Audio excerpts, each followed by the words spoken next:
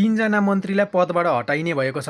तीनजना मन्त्री र 10 वटा सचिवहरूलाई पदमुक्त गराउने भएको छ, किनकि प्रधानमन्त्री कार्यालयमा उनीहरूको काम चित्त बुझ्दो आइरहेको छैन।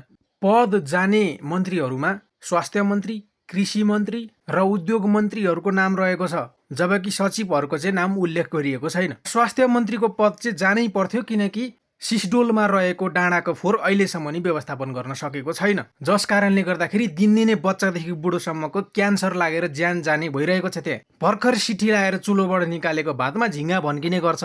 यो समस्या चाहिँ जति सक्दो छिटो समाधान गर्नुपर्ने समस्या थियो, तर अहिलेसम्म सरकारले यसको लागि केही पनि नीति नियम बनाएको देखिँदैन, जसकारण मान्छेको स्वास्थ्य र ज्यान दुवै धरापमा छ। रासोपामा कुकुर आए पनि बिरालो आए पनि हामीले भोट दिएर जिताएर पठाएको चाहिँ बालेन छ, रवि छन्, अरूले काम नगरे नि यिनीहरूले गर्छन् भनेरै भोट दिएको हो। सिस्टोलका ती मान्छेहरूले नि बालेन मेयर हुँदा फोहोर व्यवस्थापनको लागि ठुलो कदम उठाएको भएर ती मान्छेहरूले तिमीहरूलाई भोट दिएको है, त्यो कुरो चाहिँ नबिर्सिनु नि रासोपाका सांसदहरू।